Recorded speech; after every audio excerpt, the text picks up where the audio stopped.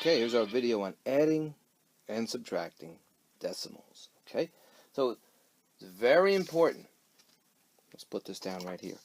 That you have to line up the decimals. Remember this. Line up the decimals when you add and when you subtract. Only when you add and subtract. So again, add or subtract. So when we multiply and divide, we won't do that. We won't line up the decimals. But we'll go over that when we talk about multiplication and division. So let's look at a first question here.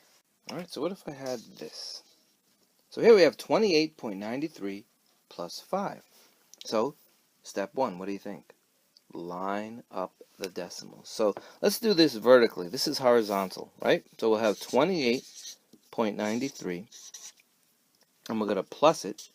Now, where is the decimal with the 5? So remember, every whole number, there's always a decimal there, but it's hiding, right? So 5 is, we'll put it here, 5 is actually 5.0. You can write 5. Well, you can't even see that. There we go. 5 is 5.0. You can use 5.0, or you could just use 5. So we're going to line up the decimals. We're going to say 5.0. Okay, there we go. We lined them up. See how they're lined perfectly up. Okay, so 3 plus 0 is 3.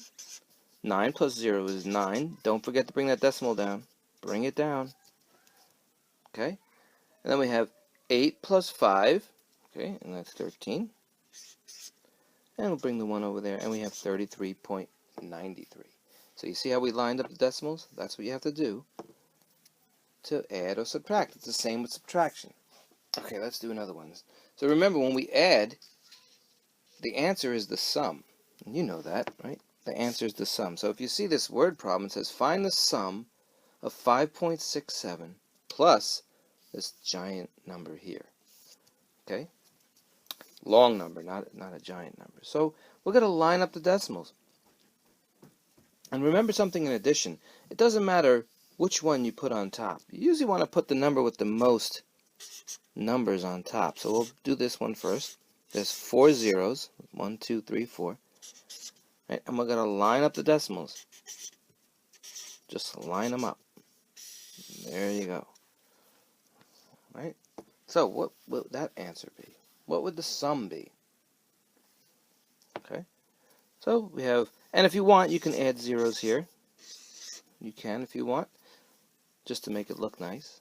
So we have a 5, because 5 plus 0 is 0, and 0, and 0, and 7, and 6. Don't forget to bring the decimal down.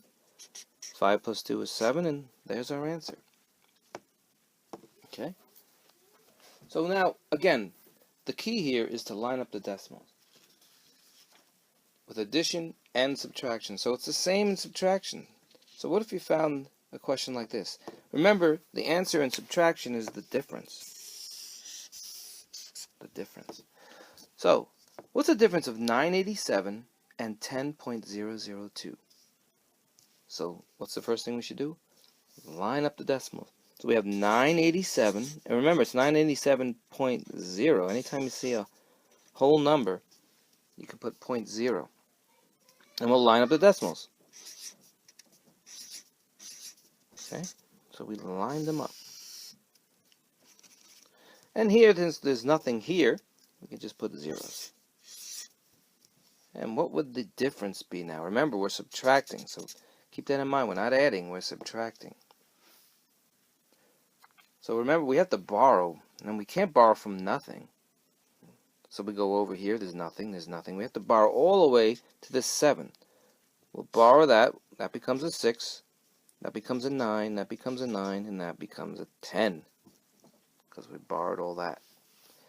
So 10 minus 2 is 8, 9 minus 0 is 9, 9 minus 0 is 9, and don't forget to do what?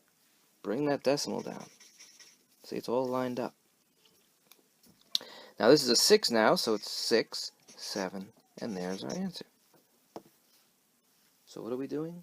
Lining up the decimals. Okay, so here's a word problem now. A gallon of blue tea. Sounds great, right? Gallon of blue tea costs this much, $4.65. And Jeff has a coupon.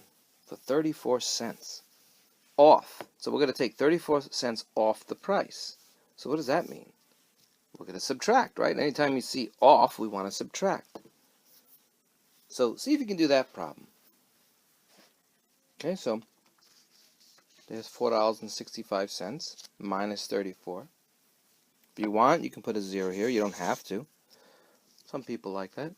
So 5 minus 4 is 1. 6 minus 3 is 3. Don't forget to bring the decimal down. Bring it down. And there's our answer. So he's going to pay $4.31. Put that dollar sign.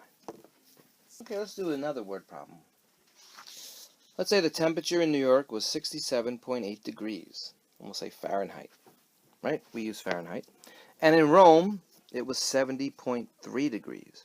So we can do two type of questions here. What's the sum? Let's find the sum. And let's also find the difference. Let's do the sum first. So with the sum, we're just adding. We line up the decimals, right? 67.8 plus 70.3. Now, we could have switched it around. The commutative properties tells us that we can switch the numbers in addition. Addition and multiplication only. Don't do that with subtraction. So you could put the 70.3 on top if you wanted to. So 8 plus 3, 7 plus 0, and 6 plus 7. So what is the sum? So we have an 11. Don't forget to bring that decimal down. Don't forget that. We have the 1 up there. That's an 8. And then we have our 13. So the combined temperatures was 138.1 degrees, right? And we don't want to go outside when it's that's super hot, right? Now let's find the difference. Now in subtraction, remember, you can't switch the numbers around. If we were saying what's the difference between New York and Rome, if we wanted to have New York first. But if we're just saying what's the temperature difference between Rome and New York, we know that Rome was 70.3 and New York was 67.8. So we have to borrow. We have to borrow from that 7 because you can't borrow from 0. Becomes a 9. That becomes a 13. So what is the difference? Okay, we'll have a 5 here. Don't forget to bring the decimal down. We have a 2 there. And 6 minus 6 is 0. And you don't have to put a 0 there. So the difference between the two is 2.5 degrees. So in other words, Rome was hotter by 2.5 degrees. Now if I asked you, and I won't do this in 5th grade, said, what is the difference between 67.8 minus 70.3, you would get a negative number. You couldn't flip them around. But if I just want to know the temperature difference between two cities, then you could flip them around. But we'll go over more about flipping that in subtraction. So just remember, in the commutative property, only addition and multiplication you can flip around. But we'll talk about that in class. Okay, great job.